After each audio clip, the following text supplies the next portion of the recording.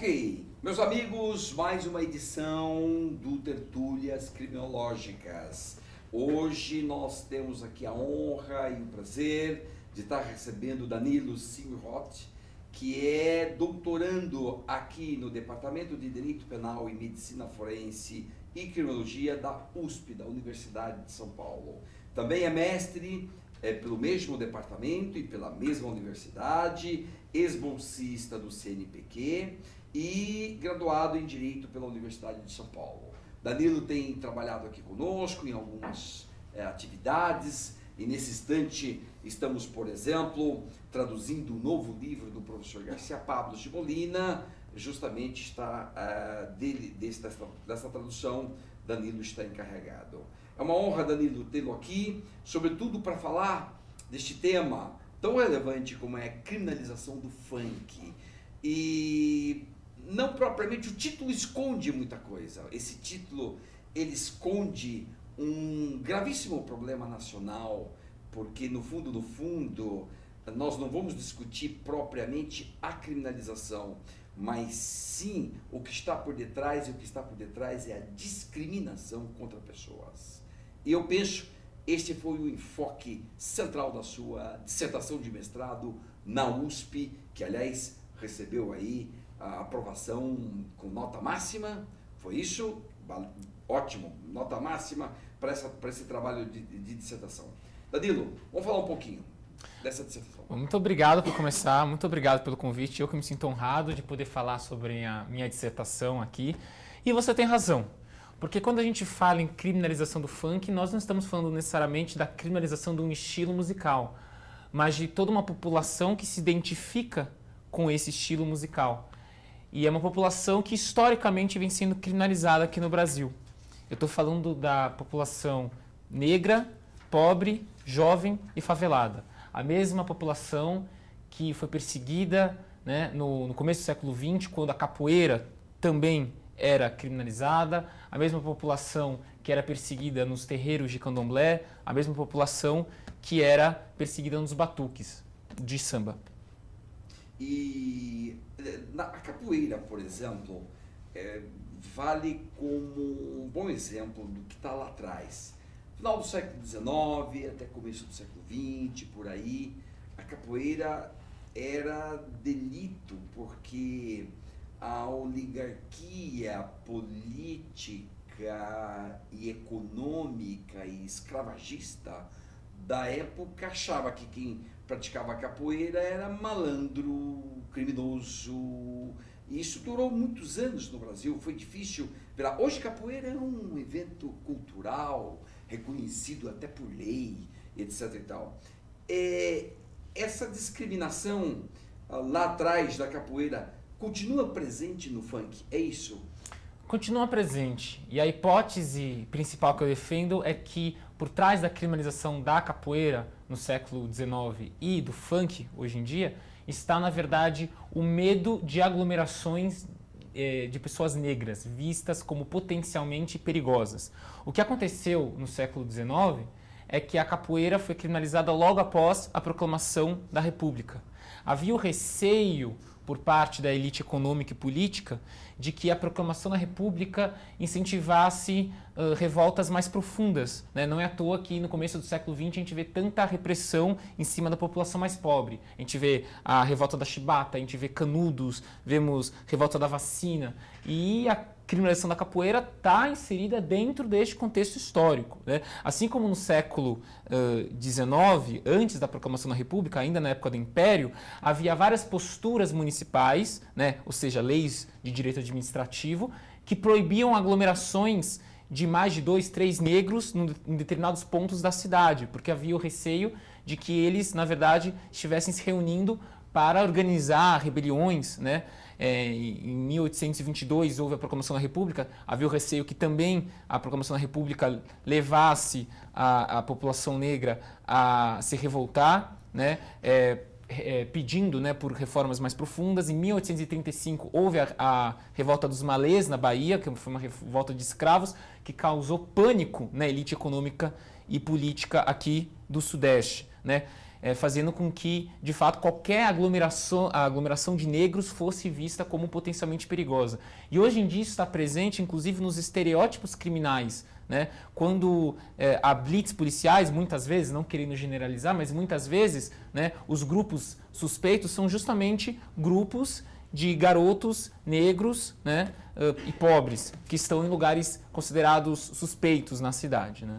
Isso, as blitzes, elas têm, de fato, assim, esta conotação discriminatória, mas ainda numa blitz, muita gente branca também passa por ali, acaba sendo também revistado. Mas no extermínio, com certeza, o negro é o preferido. É isso. Nós temos 2 por 1 no Brasil.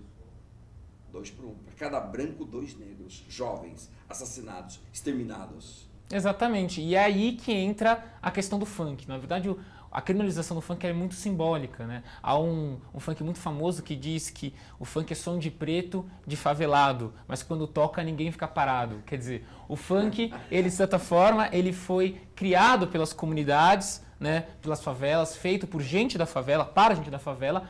Ele já transpôs essas barreiras, ele foi parcialmente apropriado pelo mercado, pela indústria. Hoje em dia você vê festas em condomínios de luxo ou em baladas em bairros nobres de São Paulo que tocam funk. Quer dizer, o problema não é o funk em si, né? Mas ainda o que ele representa, né? E principalmente o que ele representa para essa parte da população que é alvo de extermínio, né, nas periferias e favelas do Brasil.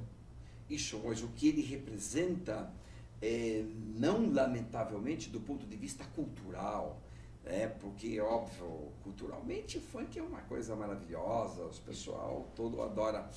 A questão toda é quem toca, quem dança, quem participa. É a reunião de negros, no fundo é isso. Exatamente isso, né? Os bailes funk são vistos como antros de marginalidade, né? Alvo de preocupação por parte da polícia. Tanto é, né, que os bailes funk durante muito tempo foram proibidos e até hoje eles encontram resistência para serem realizados de forma lícita, né? Por exemplo, no Rio de Janeiro atualmente, nas áreas pacificadas, né, eu coloco pacificadas entre aspas aqui, há verdadeiros toques de recolher que impedem, proíbem a realização de bailes. Com uma outra exceção, na Rocinha, por exemplo, ainda é permitido, mas na vasta, né, maioria das favelas, né, pacificadas do Rio de Janeiro, os bailes estão permanentemente proibidos, justamente com essa justificativa de que os bailes funk eram locais em que os traficantes, na verdade, eles vendiam droga, eram locais em que os traficantes cantavam, faziam apologia ao crime, e eram locais em que, inevitavelmente, havia episódios de violência, quebra-quebras, arrastões. Então, o baile funk é sempre visto com muita desconfiança, né? Isso acaba legitimando a sua proibição. Isso nos levaria a dizer que a escravidão no Brasil, de alguma maneira, não acabou. Não, a escravidão no Brasil, ela apresenta resquícios muito fortes, né? Por exemplo, vamos exemplificar para o nosso público aqui. Bom, se a gente pegar, né, como você colocou bem, né, a parcela da população que é exterminada, né, essa parcela da população tem cor. Se a gente for nos presídios, né, examinar o perfil da população que está presa, né, em prisões superlotadas, essa parcela da população tem cor muito clara, né? E da mesma forma, se a gente for num baile funk, né, alvo de repressão policial, as pessoas que frequentam esses bailes também têm uma cor muito clara, que é a cor negra, né? Porque nem todos os lugares em que tocam funk são alvo de perseguição policial, apenas alguns. Por exemplo, se tiver um funk num clube chique, por exemplo, aí não tem problema. Não tem problema, né? Da mesma forma como o consumo de drogas, todo mundo sabe que ocorre em diversos locais, né, frequentados não só por jovens, mas por gente de todas as idades, de todas as classes sociais. No entanto, apenas alguns desses lugares que são alvo de suspeitas por parte da polícia. Quer dizer, a gente não vê a polícia invadindo, né, uma festa da alta sociedade paulistana atrás de cocaína, mas a gente vê a polícia invadindo um baile funk, né, atrás de drogas. Da mesma forma, sexo, né?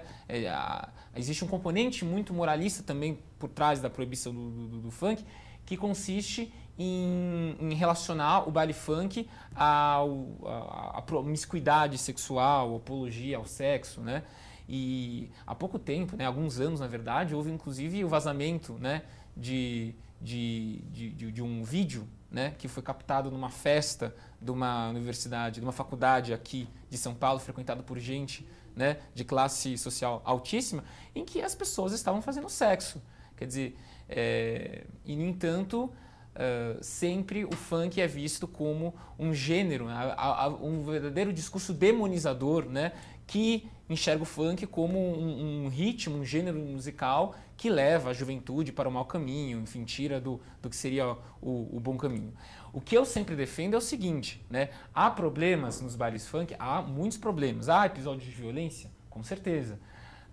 Em alguns bailes há consumo de drogas? Há consumo de drogas. Mas o que eu acredito é que o que deve ser combatido é, né, se o caso, né, é reprimir o consumo ou a venda de drogas, ela deve ser reprimida, não importa onde ela aconteça, né? Porque há muito a ilusão de que proibindo os bailes funk, as pessoas vão deixar de consumir drogas, né? Como se o consumo de drogas realmente estivesse restrito àquele espaço. E isso, na verdade, se mostrou um verdadeiro desastre, porque os bailes foram proibidos, as pessoas não deixaram de consumir drogas, né? Da mesma forma como os episódios de violência muitas vezes até se intensificaram, porque o que acaba acontecendo muitas vezes é uma ação contraproducente, né? Então as pessoas, né, a polícia vem e fecha um determinado baile funk da cidade, os frequentadores, então eles vão fazer o baile em outro local, muitas vezes no meio da rua, né? O que torna os frequentadores muito mais vulneráveis à violência, ao encontro com galeras rivais, né? E muitas vezes esses episódios de violência podem acarretar em coisas graves como brigas, quebra-quebras ou até mortes, né? Como há registros, né, que mostram. Então, há que ter muito cuidado na forma como lidar com esses problemas, né?